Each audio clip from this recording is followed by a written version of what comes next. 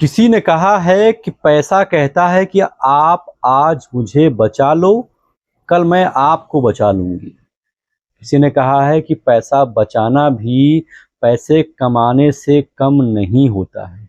अगर आप एक मेडिकल स्टोर के संचालक हैं या फिर मेडिकल स्टोर खोलने वाले हैं, मेरी एक छोटी-सी बात को गाँठ मान लीजिएगा, आप हमेशा खुश रहेंगे।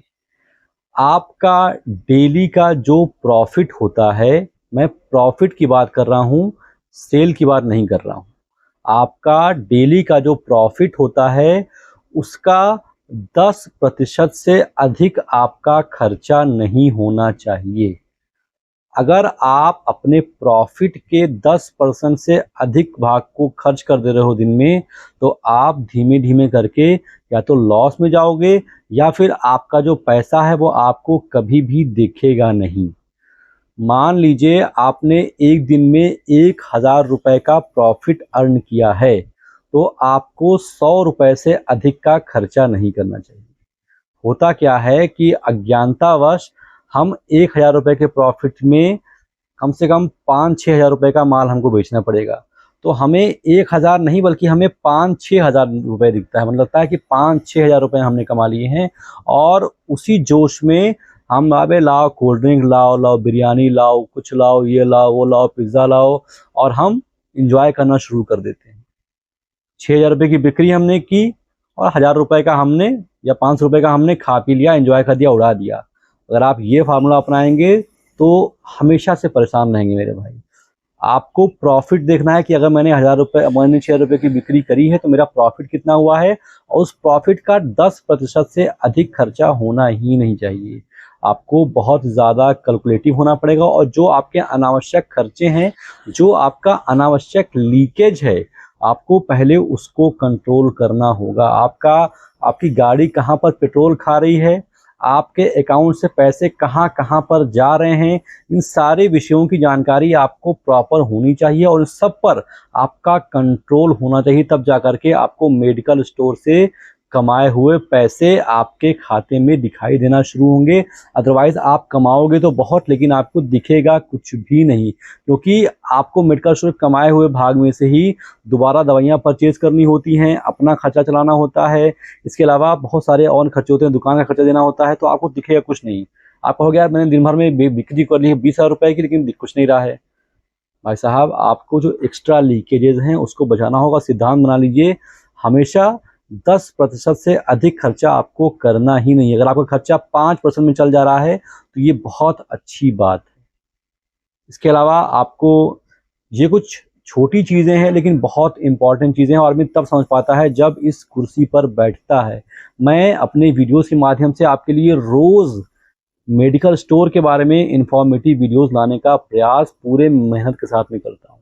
इसके अलावा अगर आप एक मेडिकल स्टोर खोलने वाले हैं, अभी आप पढ़ाई-लिखाई कर रहे हैं, कहीं नौकरी कर रहे हैं, आपको मेडिकल स्टोर खोलना है लेकिन उसके विषय में कोई जानकारी नहीं है, तो अब परेशान होने की आवश्यकता नहीं है क्योंकि मैंने ऐसे लोगों के लिए एक कोर्स लॉन्च कर दिया है, जिसका नाम है शिवनीता मेडिकल स्टोर कोर्स। इस कोर्स में मैं आपको बहुत आसान तरीके से बताता हूँ कि मेडिकल स्टोर खोलने के लिए कौन-कौन से डॉक्यूमेंट्स की आवश्यकता होती है, ड्रग लाइसेंस किस तरीके से बनता है।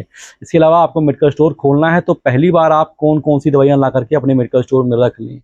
बहुत बड़ा सवाल और बहुत बड़ा हेडेक होता है क्योंकि लोग ओवर स्टॉक कर जाते हैं कभी-कभी गलती से और 6 महीने में ही एक्सपायरी निकलना शुरू होती है और आप लॉस में आ जाते हैं।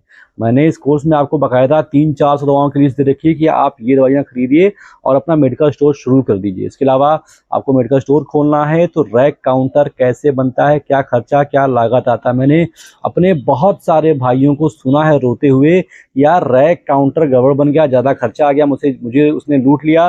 रैक काउंटर ऐसे नहीं, ऐसे बनना चाहिए था, शीशा यहाँ नहीं वहाँ लगना चाहिए था। भाई साहब मैंने इस कोर्स में आपको बहुत डिटेल में बताया है कि मेडिकल स्टोर कैसे बनता है, वो कौन-कौन सी सावधानियाँ हैं जो आपको बरतनी चाहिए और खर्चा पानी क्या आता है।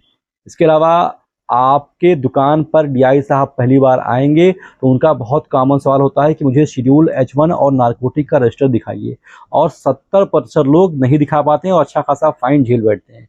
मैंने इस कोर्स में आपको बताया है कि शेड्यूल H1 और नारकोटिक का रजिस्टर किस तरीके से मेंटेन किया जाता है। इसके अलावा डॉक्टर साहब का पर्चा कैसे पढ़ेंगे, बहुत बड़ा सरदर्द होता है। मैंने इस कोर्स में आपको बताया कि डॉक्टर साहब का पर्चा किस तरीके से पढ़ते हैं। मेडिकल स्टोर में दवाइयों को रखने का प्रॉपर तरीका क्या होता है, मैंने इस कोर्स में आपको ये भी बताया है। यकीन मानिए मेरे भाई, इस कोर्स में मैंने जो चीज़ें आपको बता दी हैं, उनके सवालों के जवाब के लिए आप गूगल पर जाओगे, यूट्यूब पर जाओगे, किसी मेडिकल स्टोर वाले से पूछोगे, कोई आपकी हेल्प नहीं करेगा। कहीं भी आपको सही और प्रॉपर जवाब मिल नहीं पाएगा, फालतू में आपका दिमाग खराब हो जाएगा। तो अब एनर्जी वेस्ट करने की आवश्यकता नहीं है, किसी से दादा भैया रिक्वेस्ट करने की आवश्यकता नहीं है।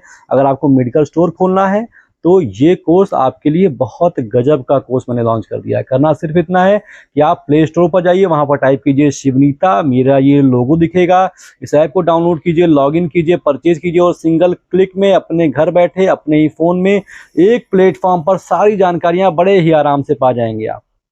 इसके अलावा तो अगर आपको मेडिकल स्टोर खोलना है, गजब का कोर्स है आपके लिए। फिलहाल इस वीडियो में तो बस इतना ही। आशा करता हूं कि वीडियो आपको अच्छी लगी हो। अच्छी लगी तो उसको लाइक कर दीजिए। ऐसी वीडियोस आप और देखना चाहते हैं तो चैनल को सब्सक्राइब कर दीजिए।